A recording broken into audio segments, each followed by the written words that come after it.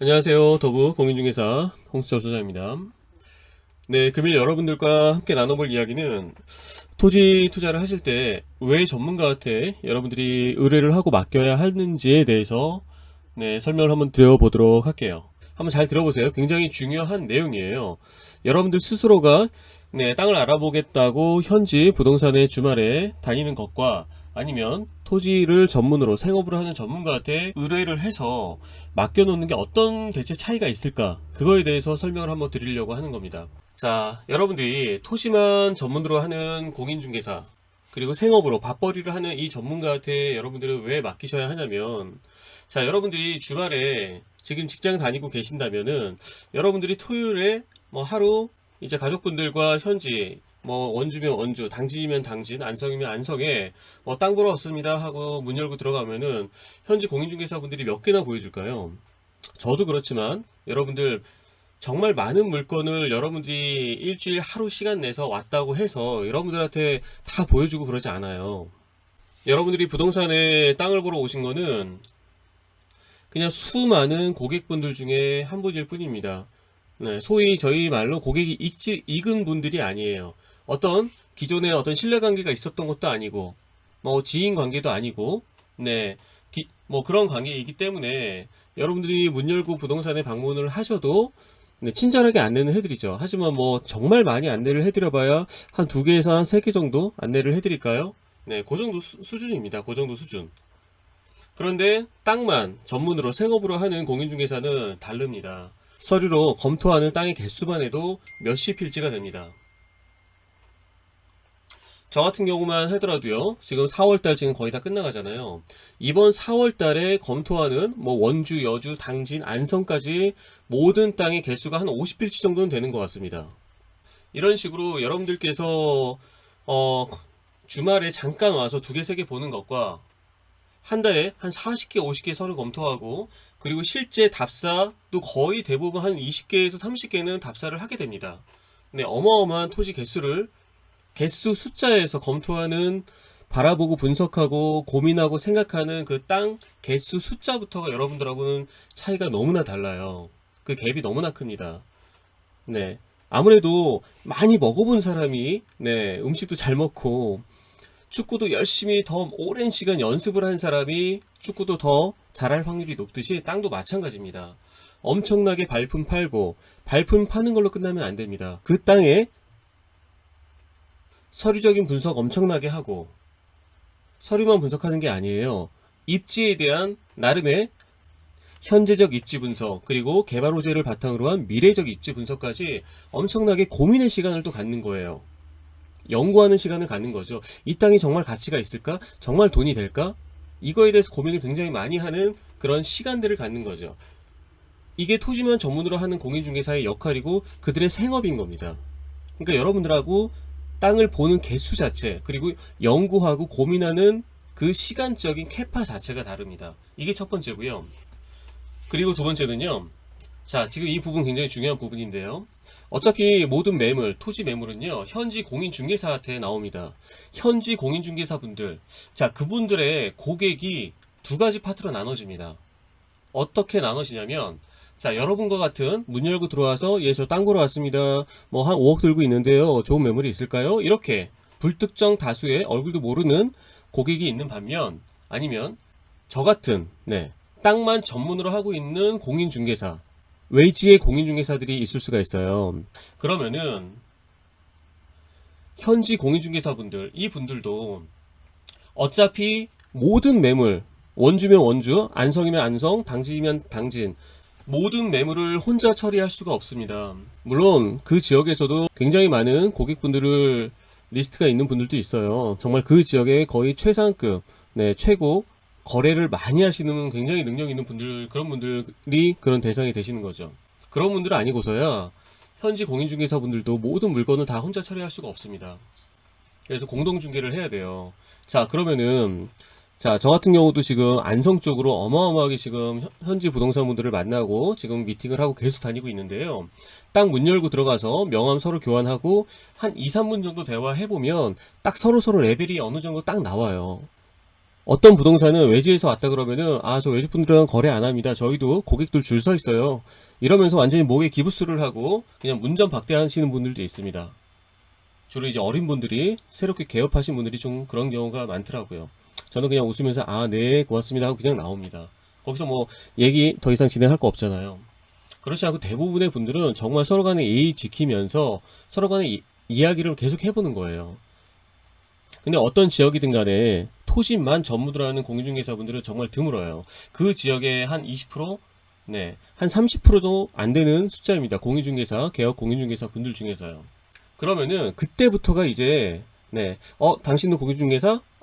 당신도 외지에서 하는 공인중개사? 서로서로 어느 정도 서로 레벨이 캐파가 딱 인정이 되고 대화가 통한다 싶으면은 그때부터 이제 숨겨놓은 진짜 배기 물건이 나오기 시작을 하는 거예요.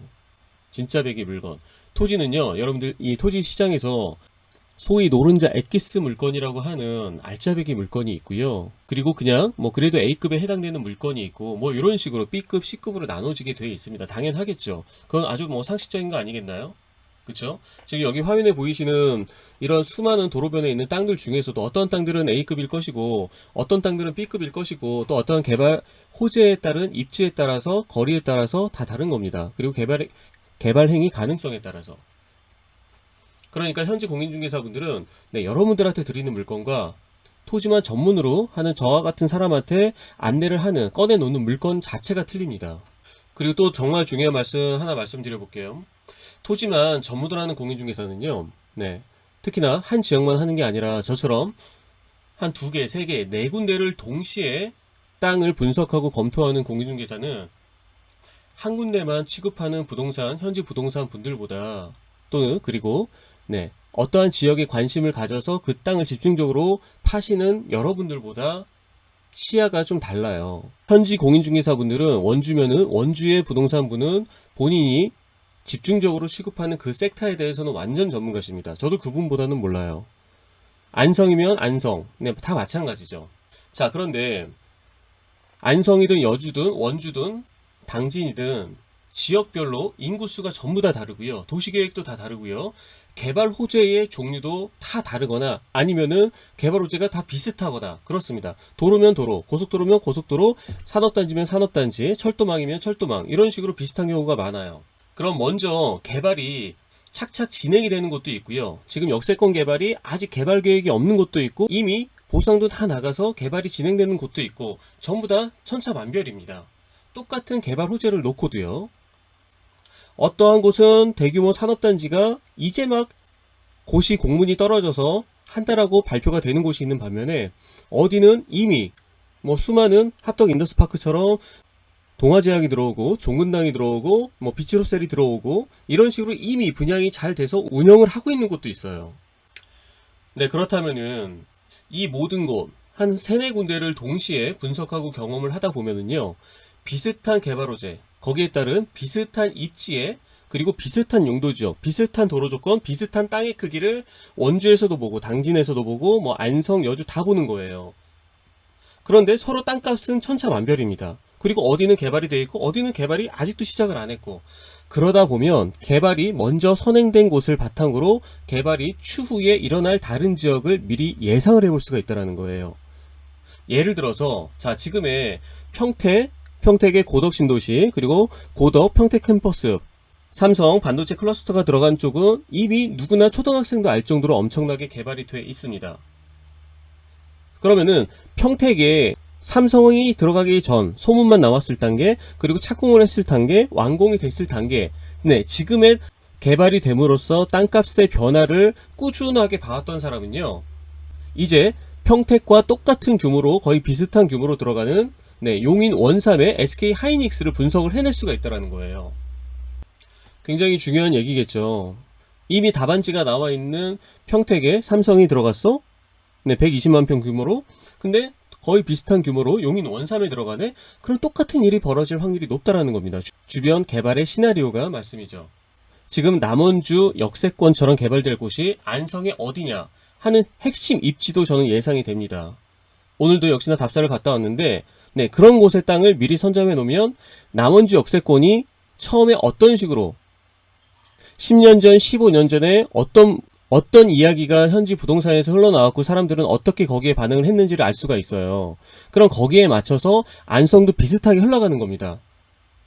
똑같은 심리를 가진 사람들이 안성에도 투자를 하고, 그리고 똑같은 개발들이 일어날 것이고, 역세권 개발이 일어날 것이고, 철도가 들어설 것이고, 환승역이 만들어질 것이고, 개발들은 똑같거든요. 그런데 어디가 먼저 됐다 안 됐다 그거를 찾아낼 수가 있다는 거예요. 그래서 토지만 전문으로 하는 공인중개사들의 이 경험과 연륜이 그래서 중요한 겁니다. 여러분들이 혼자서 발품을 파셔서 몇 개 보는 것과 그리고 한 지역을 몇 개 보는 거는 차이가 굉장히 큽니다. 그리고 또 하나를 말씀을 드리면요. 대한민국 토지 시장의 수요를 토지만 전문으로 하는 공인중개사들은 파악을 하고 있다는 겁니다.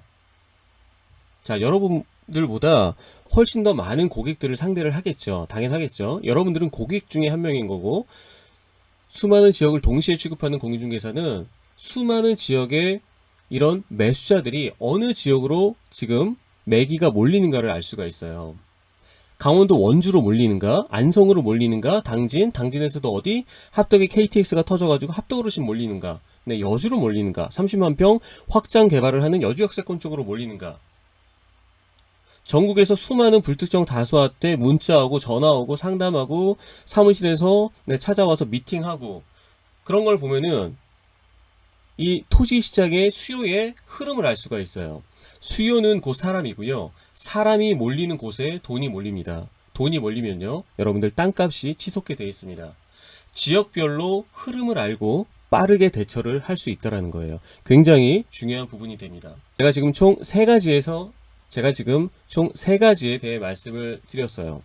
그렇기 때문에 여러분들 직장인이시거나 아니면 땅에 대해서 잘 모르는 초보분들이시면 토요일, 일요일 날 현지 부동산에 문 열고 들어가서 저 얼마 있는데요, 좋은 땅 있어요, 네, 이거 그다지 추천해 드리는 거 아닙니다. 저한테 연락 안 하셔도 됩니다. 저한테 연락 안 하셔도 되지만 주변에 지금 유튜브에 잘 보시면은 오랫동안 몇 년 동안 동영상 올리면서 그 사람의 철학과 기준을 열심히 설명하고 있는 사람들 많아요. 저도 존경하고 싶은 사람들 많이 있습니다. 그런 사람들한테 연락하고 찾아가세요. 찾아가셔서 여러분들 상담 받으시고 좋은 땅 안내 받으실 수 있도록 그분들한테 부탁을 하세요. 단 예의를 갖춰서 부탁을 하는 겁니다. 아무 때고 그냥 무작정 전화해서 좋은 땅 있나요? 오늘도 어떤 분이 그러시더라고요. 좋은 땅 있어요?